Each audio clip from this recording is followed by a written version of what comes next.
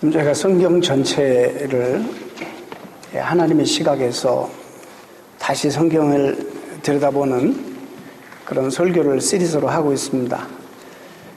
이스라엘 역사를, 고대 역사를 우리가 이렇게 살펴보는데 우리들 가운데 이런 생각이 드실 수 있어요. 왜 한국 사람이 이스라엘 역사를 그렇게 공부해야 되는가? 이스라엘 역사를 사실 공부하는 것이 아니라 어떤 면에서 우리가 지금 뉴 이스라엘입니다. 하나님이 인간들이 타락해서 인간들이 행하는 하나님을 도전하는 모든 그 문화나 역사를 무너뜨리고 하나님의 나라를 새롭게 이제 회복하시고 시작하시려고 한 사람을 택했는데 택함을 받은 사람이 아브라함입니다. 만약에 단군이 실제 인물이고 그래서 하나님이 선택하셨다면 구약 성경에 우리 민족의 역사가 기록되었겠죠. 그러니까 그 나라는 특별할 수도 있지만은 이 역사는 우리에게 별로 큰 사실상 의미가 없고 우리가 그 나라의 역사를 공부하는 것이 아니라 하나님의 역사를 지금 보는 것입니다. 하나님이 아브라함 한 사람을 택해서 복을 주어서 내가 너를 통해서 천하 만민이 복을 얻게 하겠다 라는 그런 엄청난 인류 회복의 역사를 그를 통해 시작하십니다. 그리고 그의 자손들 그리고 나가서 그 후손들이 이룬 그 민족 이스라엘을 통해서 하나님이 그들을 열방의 빛으로 세워서 어둠 가운데 있는 열방들이 그 빛을 통해서 하나님을 바라볼 수 있도록 그 민족을 하나님이 선택하셨습니다. 마이클 고힌이라는 사람은 그것을 그 디스플레이 피플이라, 전시 백성이라 이런 표현을 썼습니다. 여러분 백화점에 가보면 쇼 윈도우에 마네킹 위에 아름다운 제일 잘 전문가가 색깔도 좋은 신상품을 매치해가지고 걸어놓죠. 그렇게 되면 지나가다가 그걸 보고 매력적인 그런 그 매칭이나 이런 상품을 보고 그걸 보고 들어가서 상품을 사지 않습니까? 마찬가지로 이스라엘 백성들은 다분히 디스플레이 피플, 그러니까 열방 앞에 하나님을 드러내 보이고 전시하는 전시 백성으로서의 부름을 받았다는 것입니다. 그것을 우리에게 소급하면 오늘 우리에게 어두운 세상 속에 하나님을 알지 못하는 그런 사람들에게 우리의 삶을 통해서 우리 삶의 매력을 풍겨서 우리를 통해서 하나님을 보게 만드는 그런 전시 백성으로 하나님은 우리를 부르셨다는 사실을 우리가 명심해야 됩니다. 그런데 정말 사건 사고의 현장 속에 부정부패 현장 속에 그리스도인이 언제나 그 명단에 올라 있고 그것도 교회 직분자들이 거기에 가담해 있고 이런 모습을 통해서 한국의 젊은이들이 도대체 무엇을 보고 배우겠습니까? 오늘 이래서 이사의 시대가 어쩌면 우리가 살고 있는 시대와 너무나 흡사하기에 오늘 이 말씀을 통해서 여러분들이 우리가 어떤 말씀을 하나님이 주고 계시는지를 좀 들을 수 있기를 바랍니다. 오늘 특별히 제사가 예배가 상실된 시대가 되었다라고 이사야가 얘기합니다. 예배, 제사에 대한 개념을 오늘 여러분들이 정확하게 이해를 할 수 있었으면 좋겠고 예배가 무너져 버리면 이 사람의 신앙생활의 모든 것이 사실 무너져 버립니다. 예배가 얼마나 중요한지 이 성도들의 가장 중요한 정체성입니다. 이 사람이 성도냐 아니냐 알려면 이 사람의 예배 생활을 확인해 보면 아는 겁니다. 예배를 드리는 백성이냐 아니냐를 보면 알게 되는 것입니다. 그래서 존 파이퍼 목사님이 열방을 향해 가라라는 책에서 선교하는 이유가 뭐냐? 하나님을 알지 모르는, 하나님을 알지 못하는 백성들이 하나님을 알려서 하나님을 경배하는, 하나님을 예배하는 백성들로 삼기 위해서 선교를 하는 것이다. 우리의 전도와 선교의 목적이 모든 사람을 하나님을 예배하는 백성으로 부르기 위해서 하는 것이다 라는 말을 했습니다. 상당히 대단히 성경적이고 의미가 있는 말이 아닐 수 없습니다. 지난날 우리는 잘 살아보세 그리고 민주화의 비전을 가지고 열광했죠. 그 꿈을 따라 세계 10위권의 경제 성장을 우리나라가 이루었습니다. 느닷없이 갑자기 월드컵에 첫 승도 못했던 나라가 한순간에 사강 신화를 이루기도 했습니다. 지금은 이 번영과 자유 속에서 피어난 K-팝과 한류 드라마는 세계인들의 꿈이 되고 있습니다. 그러나 지금 어느 때보다도 젊은이들이 비전을 잃어버린 불행한 시대를 살아가고 있다고 합니다. 한 통계가 이것을 우리에게 알려주는데 OECD 국가 중에서 9년째 자살률 넘버원 한국이 빼앗기지 않고 있습니다. 9년째 지금 세계에서 넘버원입니다. 자살률이. 그리고 최근에 제가 무슨 뉴스를 어디서 들은지는 모르지만 한 번 들었는데 한국에 지금 살고 있는 젊은이들을 대상으로 내가 한국인으로서 자랑스럽다, 자랑스럽지 않다 설문조사를 했는데 여러분 놀라지 마십시오. 반절 이상이 60% 가까이가 나는 한국인이 자랑스럽지 않다. 내가 한국인이라는 사실이 자랑스럽지 않다. 내가 한국에서 살고 싶은가 살고 싶지 않은 나는 한국에서 살고 싶지 않다가 50%가 넘었습니다. 지금 이런 세상. 그리고 지금 교회마다 젊은이들이 다 빠져나가서 한때는 학원 복음화가 대학교에 40% 가까이 기독교 복음화가 이루어졌는데 지금 2%도 안 된다고 합니다. 우리 기성세대가 그동안에 정말 세상에 보여준 것이 없다는 것입니다. 사람들은 많이 모아놨는데 이 모아놓은 사람들이 그리스도의 무늬만 가지고 있었지 삶이 없었고 삶의 매력이 없었기 때문에 보고 따르는 젊은이들이 실망을 느껴서 교회를 등지고 교회를 떠났다는 그런 이야기입니다. 많은 젊은이들이 꿈을 잃고 방황하고 있습니다. 그래서 이 시대를 분노의 시대라 그렇게 말합니다. 여러분 한때에 목적이 이끄는 삶이 릭 워런 목사님이 쓴 이 책이 센세이션을 일으켰죠. 목적이 이끄는 사람.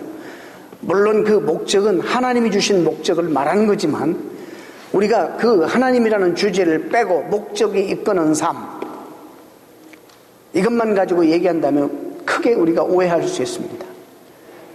내 야망이 이끄는 대로 내가 세운 목표와 성공적인 그런 세상에 출세하려고 성공주의에 사로잡혀서 그런 목적을 가지고 그 목적이 이끄는 삶을 사는 그런 것이 아니라 하나님이 우리에게 주신 비전과 하나님이 우리에게 주신 목적한 바 돼서 이 땅에 하나님 보내신 그분의 목적대로 사는 것이 가장 행복한 삶이라는 그런 이야기겠죠. 그렇기 때문에 우리는 내가 가지고 있는 삶의 목표나 목적이 도대체 누가 준 거냐? 하나님이 주신 것이냐? 이 비전이 아니면 내 욕망에서 우러나온 것이냐를 우리가 더 중요하게 살펴야 된다고 봅니다. 성경 이사야에서도 보면은요, 이사야가 하나님 주신 환상을 그런 비전을 이사야 6장에서 봤습니다. 그런데 그 당시에도 거짓 선지자들도 똑똑하게 환상을 봤다고 그럽니다. 그런데 성경은 분명히 이사야가 하나님께 받은 환상의 히브리 말과 거짓 선지자가 받은 환상은 단어를 구별합니다. 절대로 같은 단어 사용하지 않습니다. 하나님이 이사야에게 주신 이 단어는 하존이라는 히브리 단어를 언제나 사용했습니다. 그러나 우리의 욕망, 우리의 꿈, 우리의 성공 신화 아니면 어떤 이방 우상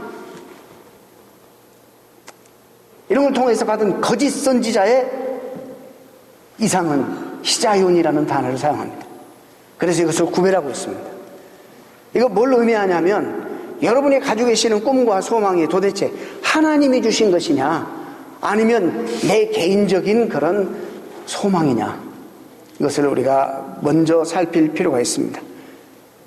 우리가 자신의 욕망에 현혹되었을 때 생기는 다분히 몽상일 수 있기 때문입니다.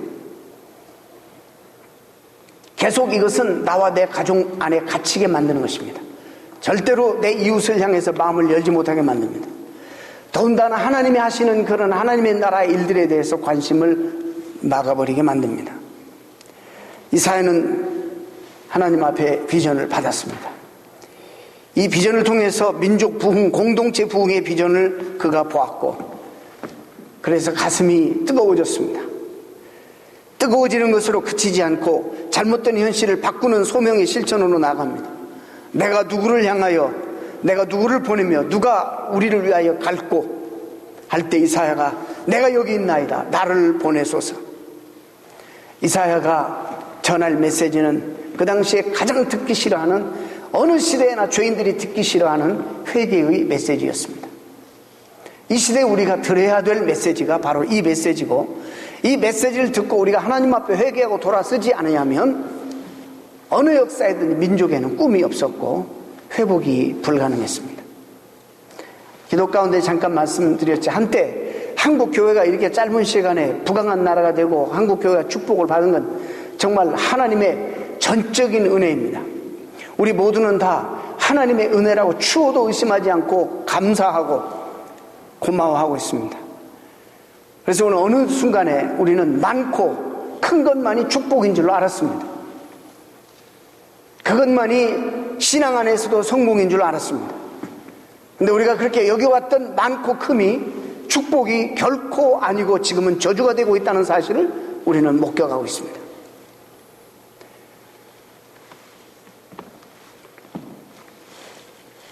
우리 하나님의 비전은 우리에게 소망, 미래를 바라볼 소망만 주는 것이 아니라 지금 여기서 힘들어 지쳐 쓰러진 우리에게 일어날 힘과 능력도 주시는 것입니다. 우리가 사랑하고 섬기는 하나님은 창조주여 역사의 주인이십니다. 피곤하고 무능한 자에게 힘을 주시는 분입니다. 소년이라도 피곤하며 곤비하게 장정이라도 넘어지며 자빠지되 오직 여호와를 앙망하는 자는 새 힘을 얻으리니 독수리 날개치며 올라감 같을 것이요 다른 박질하 해도 곤비치 아니하게 걸어가도 피곤치 아니하리라 약속해 주시는 바로 그 언약의 하나님이십니다. 이스라엘 백성들의 신앙은, 그들의 가장 중요한 정체성은 제사를 통해서 나타납니다. 오늘날로 말하면 예배입니다. 그들의 신앙은 제사에서 꽃을 피우죠. 이집트를 탈출한 후에도 광야 생활에서 하나님 명령을 받아 이동 가능한 성막을 세우고 그 성막 중심으로 제사 중심의 삶을 그들이 이동하면서도 살았습니다. 가나안 정복 시대를 거쳐서 예루살렘 솔로몬 성전을 건축한 이후에도 더 화려하고 본격적으로 제사를 드리는 삶이 그들의 삶의 중심이 되었습니다. 그래서 제사장이 입는 옷이 얼마나 화려한지 모릅니다. 성전에 사용될 기구들이 얼마나 거룩하게 구별되었는지 모릅니다. 하나님께서 의도적으로 잘못하면 거기서 문둥병 걸리게 하고 잘못하면 거기서 직사하기도 하는 그런 엄격한 벌을 통해서도 그 제사 제도를 잘 정착시켰습니다. 수많은 제사에 대한 규정이 그리고 절기가 성경에 규정되어 있습니다. 시대에 따라서 제사를 향한 그들의 열정이 조금씩 차이는 있습니다만은 기본적으로 제사가 소홀하게 드려진 적은 없었습니다. 전쟁에 나서 크게 패할 때 일시적으로 물리적으로 제사를 드릴 수 없을 때를 제외하고는 그들이 회복되는 바로 그 순간에 제일 먼저 그들은 하나님 앞에 제사를 드렸습니다. 그래서 이스라엘 민족의 가장 중요한 정체성은 제사라 그렇게 볼 수 있는 것입니다. 그런데 아무리 귀한 제사, 즉 아무리 아름다운 예배 행위를 할지라도 본질을 잃어버리고 형식에 떨어져 버리면 틀림없이 부패하기 마련입니다. 이 세상 모든 이치가 타락 이후에 그렇습니다. 좋은 것일수록, 깨끗한 것일수록 그것을 유지하기가 그토록 힘이 듭니다. 깨끗한 것일수록, 아름다운 것일수록, 좋은 것일수록 더 많은 것을 유지하기 위해서는 더 많은 노력과 애씀이 필요하다는 사실입니다. 조금만 게을리하면 금방 퇴색해지고 금방 타락해지고 금방 본질에서 벗어나게 되기 때문에 계속 우리가 행하는 우리의 삶 그리고 예배를 우리는 살필 필요가 있는 것입니다. 이사야가 살던 기원전 8세기 예루살렘 성전과 제사 행위가 바로 그랬습니다. 아름다운 예복이 있었고 제사장의 화려한 그런 롭이 있었고 성전 그 구별된 기구들도 충만했고 정말 그 제사 의식에 따라 철저하게 하나님 앞에 예배 드리는 그 제사가 있었습니다. 그런데 이사야가 하나님께서 이사야의 입술을 통해 선포되는 말씀을 한번 여러분 들어보시길 바랍니다. 그리고 오늘 이 말씀을 통해서 예배가 과연 무엇인가 바른 정의를 우리 모두가 좀 가졌으면 좋겠습니다. 너희 소돔 관원들아 여호와의 말씀을 들을지어다. 너희 고모라 백성들아 우리 하나님의 법에 귀를 기울일지어다. 지금 BC 8세기고 소돔 고모라는 저 전에 BC 2000년 아브라함 시대에 있었던 도시의 이름입니다. 이미 타락해서 그 도시는 유황불의 심판을 받고 멸망당한 도시입니다. 그런데 왜 갑자기 1200년이나 훨씬 지난 이후에 이스라엘 백성들을 향해서 이사야 입술을 통해서 소돔 고모라 사건을 끄집어내오면 왜 이것을 지적할까? 무슨 얘기냐면 너희들의 삶이 지금 와서 아름답게 정성스럽게 의식에 갖춰 예배 드리고 제사 드리는 너희들의 삶이 과거 타락의 상징인 소돔과 고모라와 전혀 다를 바가 없다. 너희들의 삶이 이처럼 비도덕하고 이처럼 형편없다. 멸망받기에 아주 마땅한 하나님의 국렬과 자비가 없다면 심판받기에 아주 마땅한 그런 삶이다 라는 것을 지금 지적하고 있는 것입니다. 그러고 난 다음에 오늘 본문 11절 말씀부터 그들이 목숨처럼 여기고 있는 자랑하고 있는 제사 행위를 노골적으로 비판합니다. 다른 성경으로 제가 번역한 거 읽겠습니다. 무엇하러 이 많은 재물들을 나에게 바치냐? 나 이제 수양의 번제물에는 물렸고 살찐 짐승의 기름에는 지쳤다. 황소와 어린 양과 수염소의 피는 보기도 싫다. 헛된 재물을 가져오지 마라. 이제 재물 타는 냄새에 구역질이 난다. 지금 하나님 이렇게 말씀하시는 거예요. 이게 충격적이지 않습니까? 정말 충격적인 말이에요. 초하루와 안식일과 축제의 마감날에 모여서 하는 헛된 짓을 나는 더 이상 견딜 수가 없다. 다시 말해서 여호와 하나님, 예루살렘에서 여호와 하나님을 향하여 모여서 드리는 제사 행위가 하나님이 이제는 귀찮다. 영어로 말하면 I'm sick and tired 이런 말이에요. 이게 충격적인 경고의 말씀이 아닐 수 없습니다. 왜 하나님을 예배하는데 왜 하나님이 예배를 귀찮다, 지겹다, 싫다, 짜증난다, 왜 이렇게 말씀하셨을까? 이해가 안 돼 도무지. 분명히 이런 의식을 갖춰서 하나님을 예배하라고 하나님께서 모세를 통해서 말씀하신 것이고 이 율법을 그 모세의 말을 정확하게 지금 잘 지켜서 그 의식대로 예배를 드리고 있는데 제사를 드리고 있는데 왜 하나님은 이들에게 이렇게 말씀하실까? 이 예배 자체, 제사의 의식 자체가 문제가 있는 것이 아니라 거기에 핵심, 그 형식의 핵심이 있는 것이 아니라 책망을 받고 있는 문제는 예배를 드리는, 제사를 드리는 한 사람 한 사람 각인의 삶의 태도가 문제가 된다는 것입니다.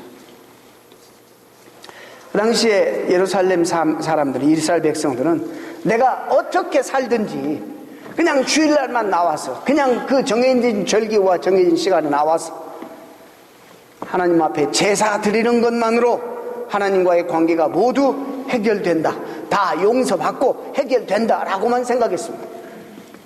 지금 이사야는 그것을 문제 삼고 하나님은 지금 이사야를 통해서 이것이 문제라고, 본질적으로 이것이 너의 태도가 잘못됐다고 지적하고 있는 것입니다. 아, 슬프다. 범죄한 나라요, 허물진 백성이요, 행악의 종자여, 행위가 부패한 자식이로다. 그들이 여호와를 버리며 이스라엘의 거룩하신 이를 가볍게 만홀히 여겨 멀리하고 물러갔도다.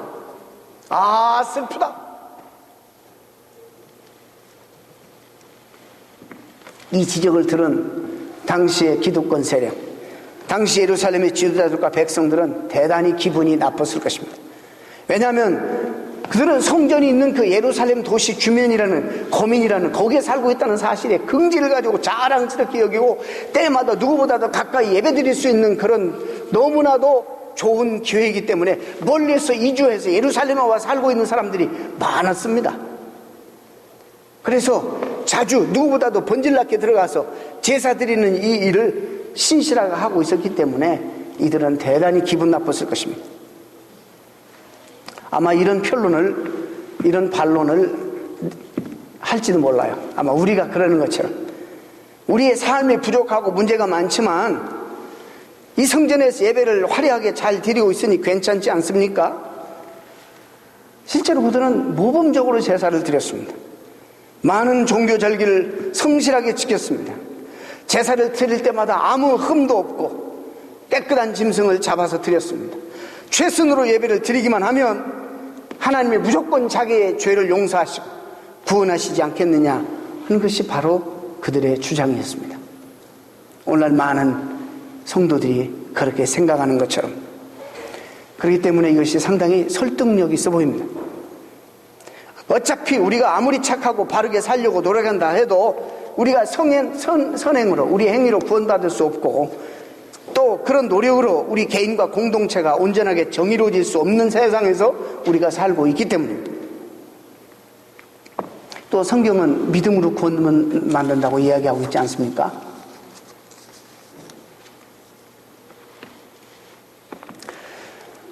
이런 점에서 믿음이라는 것을 한번 깊이 생각해. 믿음이 뭡니까? 안 보여. 믿음이 어떻게 생겼어? 믿음이 뭐예요? 사도신경 우리가 암송하고 그러니까 내가 믿습니다. 그래, 그걸 믿는 거예요. 우리가 고백합니다. 도대체 믿음이 뭘까? 그게 믿음입니까? 믿음이 무엇인지를 늘 심각하게 생각할 줄 알아야 합니다. 우리가 하나님을 믿는다는 것은 곧 그분의 말씀을 듣고 그분의 말씀에 순종한다는 뜻을 포함하는 것입니다. 100% 순종할 사람은 아무도 없을지라도 그분의 말씀을 듣고 순종하려고 애쓰고 노력하는 그런 우리의 삶의 노력이 있어야 된다는 것입니다. 하나님의 말씀은 우리의 삶과 직접 연관되어 있습니다. 그래서 우리가 실제로 삶에서 무엇을 중요하게 생각해야 되고 무엇을 가볍게 여겨야 하는지, 또 우리 이웃과의 관계를 어떻게 맺어야 하는지, 또 이 세상의 고난에 우리가 어떻게 참여해야 하는지, 이 세상의 정의와 평화를 위해서 그 일구어가기 위해서 내가 어떤 일을 해야 되는지, 어떻게 깊이 연관되어 살아야 하는지, 이런 것들이 다 사실 포함되어 있는 것이 믿음인 거예요. 믿음. 즉 우리는 하나님을 드러내는, 하나님 보이지 않기 때문에 우리는 하나님을 보여내는 전시 백성으로, 우리를 통해서 우리의 삶의 매력을 통해서 하나님을 알고 싶어하는 그런 백성들이 생기도록 어두운 세상 속에서 빛으로 하나님을 전시하는 백성으로 우리가 살아야 되는데,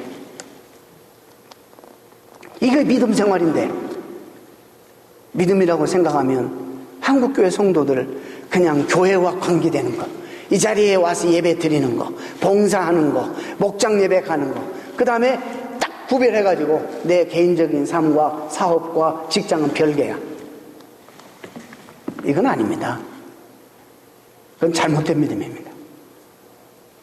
그래서 우리 구원은 믿음으로 받지만은 구원받은 백성들이 믿음을 가졌다면 다분히 행함이 없는 믿음은 가짜다, 죽은 것이다라고 야고보가 얘기한 그 말씀을 우리가 귀담아 듣고 정신 차리고 믿음을 정리해야 됩니다.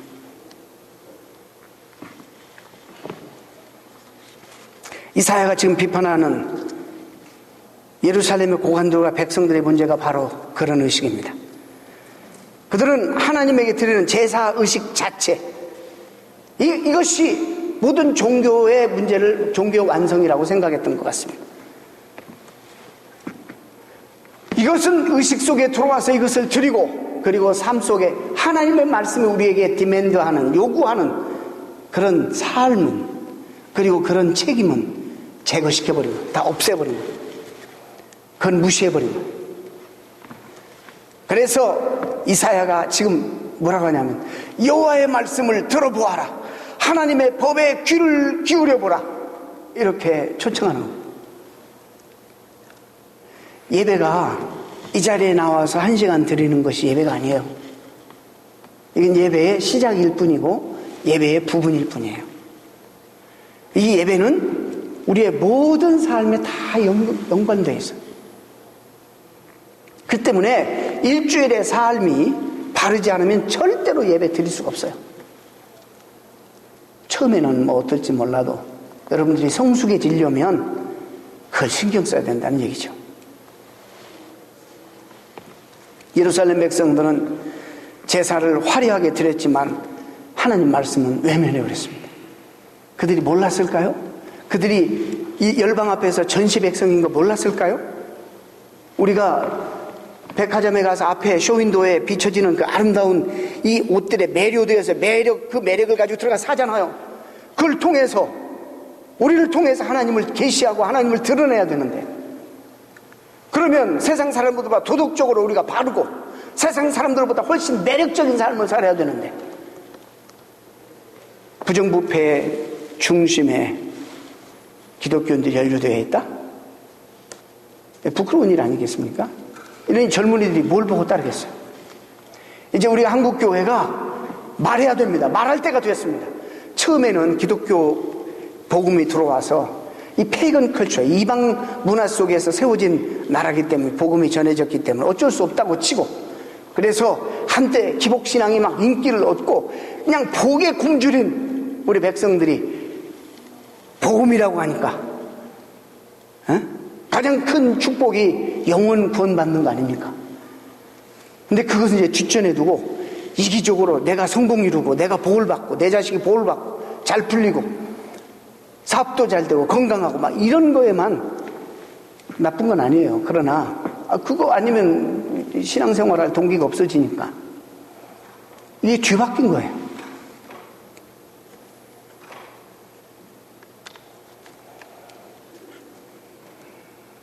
그래서 사업에 성공한 사람만 하나님 축복받고 성실하게 열심히 했는데 때를 잘못 만나서 실패하면 하나님이 축복 안 하신 거고, 건강한 사람만 하나님 축복한 것이고, 몸이 약하고 건강을 잃어버린 사람은 하나님이 저주했다고 말할 수는 없고,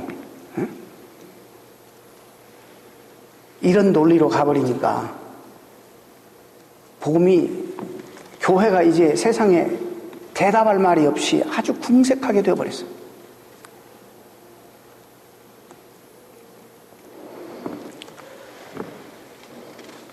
이사야 당시에 예루살렘 백성들 하나님 말씀을 외면한 채 제사 행위에만 마음을 두고 있었습니다. 예배가 곧 하나님의 말씀을 듣고 배우고, 그래서 그 말씀을 삶 속에 실천하는 데까지 가야 되는 것이 예배입니다. 너희가 너희 삶을 하나님이 기뻐하시는 거룩한 산 제사로 드려라.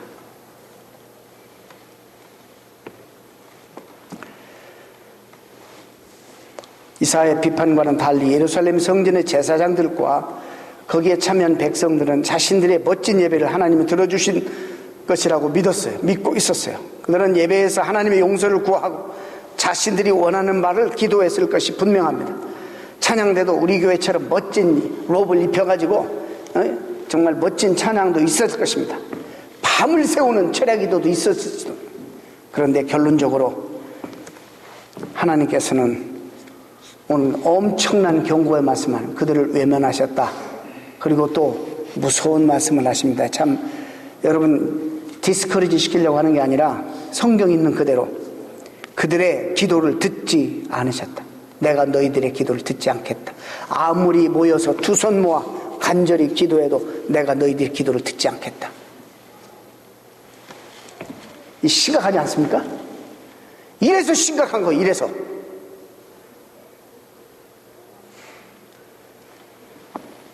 여러분의 예배 생활 어떻습니까? 하나님이 받으실 겁니까? 하나님, 여러분 두 손 모아 간절히 기도하는 기도를 들어주셔야 되는데 잘못하면 하나님 이렇게 말씀하면 안 들어준다는 거예요. 듣지 않겠다. 우리가 우리 예배 생활을 점검해 볼 필요가 있는 거예요. 한국교회는 어떨까? 예배를 들으실까? 받으실까? 우리처럼 지극정성으로 예배 드리는 교회는 세계에 찾아보기 힘듭니다. 우리나라처럼 교회 행사가 많은 교회는 이 세상에는 없습니다. 우리처럼 기도를 열정적으로 많이 드리는 교회는 이 세상에 눈을 씻고 봐도 없습니다. 하나님께서 우리 예배와 이런 기도를 안 들어주시면 어떨까요?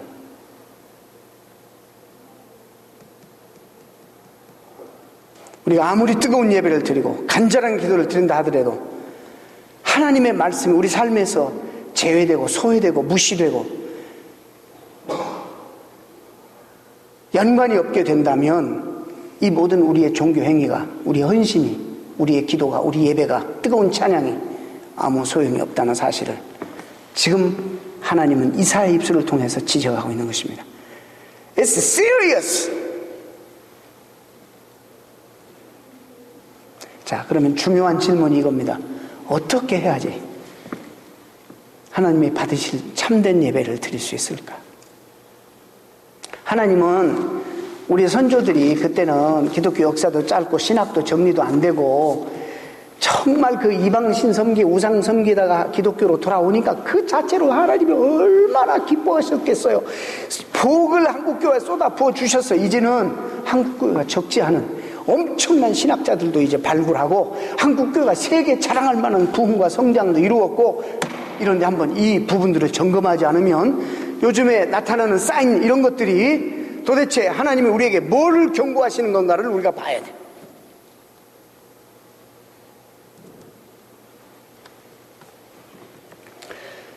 저는 한국에 살 때문에 가끔 나가니까 이 문화라는 것 말이죠. 이 문화는요, 어떤 분이 이렇게 말했어요. 지구에 중력과 같은 강력한 힘이 있다. 이 한국에 가지고 있었던, 기독교 전에 가지고 있었던 이 문화가 이 잡아끄는, 기독교가 아무리 선포되어도 이 기존에 가지고 있었던 문화가 잡아끄는 힘이 너무 커서 이 혼합 종교가 되어버린 거예요. 혼합 종교가.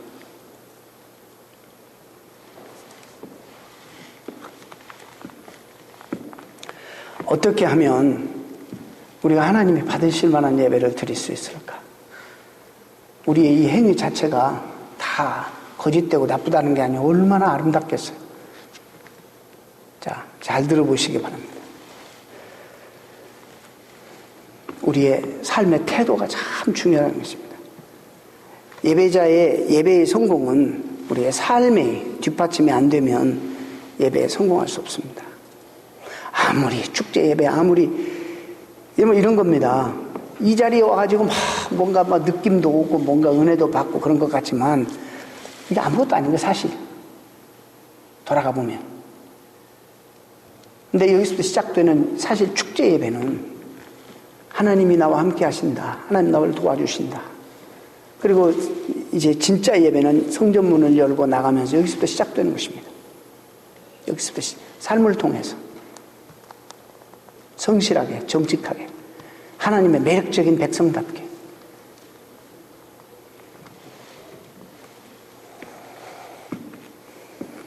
이사야는 당시 하나님 앞에 제사 드리는 그 백성들에게 이들의 손에 피가 가득하다, 이렇게 지적하고 외칩니다. 너희들은 몸을 정결케 하고 악한 행실을 버리고 악에서 손을 떼라 말합니다. 온갖 밖에 나가서 나쁜 짓은 다 하고 세상 사람보다 더 타락하고 협잡하고 가십하고 거짓말하고 함부로 살면서 여기 나와서 이 의식 속에 있기만 하면 그게 하나님이 받으실까? 이 말입니다. 지금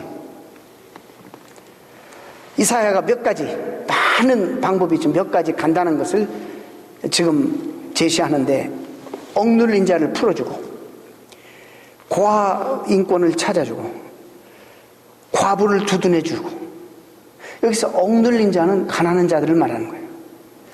여러분, 이 말씀 들으면서 이게 상대적이니까 적어도 제가 여기에 해당되는 사람들은 우리 교회는 없을, 이 시대에 미국에 살고 있는 우리 성도들에게는 여기에 해당되는 사람은 없다고 봐요. 왜 나한테 이렇게, 나 고아인데, 나 과부인데 이 교회가 나한테 소홀히 하네, 이렇게 들으면 안 된단 말이에요. 여기서는 대상이 없어. 이 고대 시대에 얼마나 열악하고 힘들었는지를 한번 상상해 보세요. 가난한 사람들은 세상살이에 억눌릴 수밖에 없습니다. 그 당시에는 복지제도가 전혀 없었기 때문에 가난으로 인해서 인간의 삶이 쉽게 파괴되고 유린됐습니다.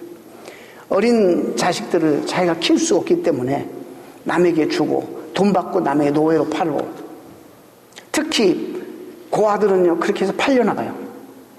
우리 시대에도 어릴 때 애는 많이 낳고 집 데리고 있자니 굶겨 죽일 것 같고 해서 다른 집으로 배불리 먹기라도 다 신체 멀쩡하니까 머슴으로 보내고 식모로 보내고 많이 그랬습니다. 노예로도 많이 팔았습니다. 하루 벌어 하루 먹어야 할 사람들은 정말 당시에도 비인간적인 대접을 받을 것 같아요. 그 고대 사회에서 고아와 과부들의 처지가 어떠했는지 길게 설명하지 않아도 우리가 추측할 수 있습니다. 이들은 모두 사회적인 약자들입니다. 이들을 너희들이 책임지지 않으면 되겠느냐? 오늘날 사회상은 어떻습니까? 있는 자들에게 줄 서고 뭔가 얻어낼 수 있는 사람들에게만 관계하고, 사회적인 약자들, 별로 영향가 없어 보이면 소리하고 이것이 세상입니다. 교회에서는 그래서는 안 됩니다. 교회에서는 그러면 안 됩니다. 이사야의 예언이 단순히 휴머니즘을 말하는 게 아닙니다. 한 사람 한 사람이 있든 없든 배웠든 안 배웠든 모두가 다 소중하게 하나님의 형상대로 지음받은 존귀한 하나님의 백성들이라는 사실, 없다고 무시당하고 못 배웠다고 무시당하고 몸에 핸디캡이 있다고 무시당하고 이러면 하나님 자신을 무시만 하나님의 형상이 훼손되는 일이라 이 말입니다. 이런 짓을 하면서 그런 사람들을 다 외면해버리고 나는 돈이 있다고 황소 한 마리 잡아서 하나님 앞에 제사 드린다면 하나님이 받으시겠느냐 이 말입니다. 오해 마시기 바랍니다. 이 세상이 완전히 정의로워지지 않는다면 우리가 감히 예배 드릴 수 없다는 말 아니죠. 내게 있는 모든 재산을 구제하기 위해서 내어놓아야 된다는 그런 말도 아닙니다. 그래야지만 참된 예배를 드릴 수 있다는 말도 아닙니다. 우리가 또한 사회혁명가가 되어야 한다는 그런 말씀도 아닙니다. 이 세상의 모든 불의를 일소하고 완전하게 정의를 실현할 수 있는 사람은 우리 가운데 아무도 없고 역사 가운데 아무도 없습니다. 그걸 기대하는 게 아닙니다. 문제는 우리 삶의 기본적인 태도입니다. 우리는 너무나 자기 자신에게 갇혀 있습니다. 너무나 나와 내 자식들밖에 모르고 우리 가정밖에 모릅니다. 조금 열으라 이 말입니다. 조금 열어서 굶어서 죽어가고 있는 형제들을 좀 바라보고, 억울해서 눌린 사람들의 형편을 좀 보고, 아파서 죽어가는 사람들을 좀 들여다볼 줄 아는, 그리고 우리의 삶 속에서 적어도 내가 다 많은 일은 할 수 없지만 내가 감당할 수 있는 하나님의 나라가 이루어 주옵소서, 주님의 뜻이 여기에 이루어지게 해 주옵소서, 주님이시라면 이 상황이 어떻게 하실 것입니까? 라고 묻고 고민하고 생각하는 노력이 우리에게 있어야 된다는 거예요.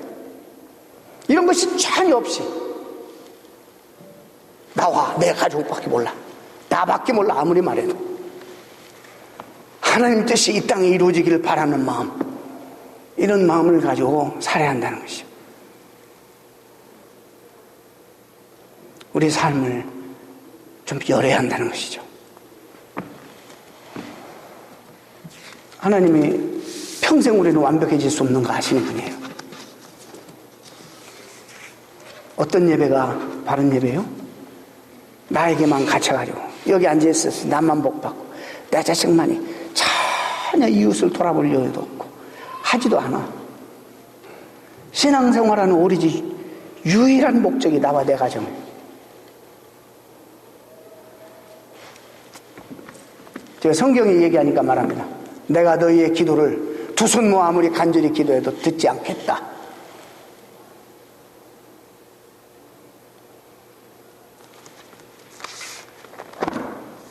이것이 바른 예배입니다. 하나님 마음을 품고 하나님의 뜻이 좀 이루어지기를 사모하면서 살아가는 저와 여러분이 되시기를 진심으로 다시 한번 축복합니다. 우리 한빛교회가 이런 일에 좀 이 시대에 구별되어서 긍지를 가지고 사람들은 어떤 수단 방법을 가리지 않고 장사꾼들처럼 막 남의 교회는 빼뜨리고 막 뭐 이래가지고 사람만 많이 모이는 그런 교회가 아니라 한 사람 한 사람이 주님 앞에 바로 생각과 삶에 있어서 정돈돼요. 정말 매력을 풍기는 하나님으로 백성들로서 내 삶 속에서 정말 누가 봐도 저 사람 보면 내가 하나님 믿고 싶다 할 정도로 매력을 풍기는, 그래서 일당백을 책임지는 하나님 백성들 되시기를 축원합니다. 기도하겠습니다.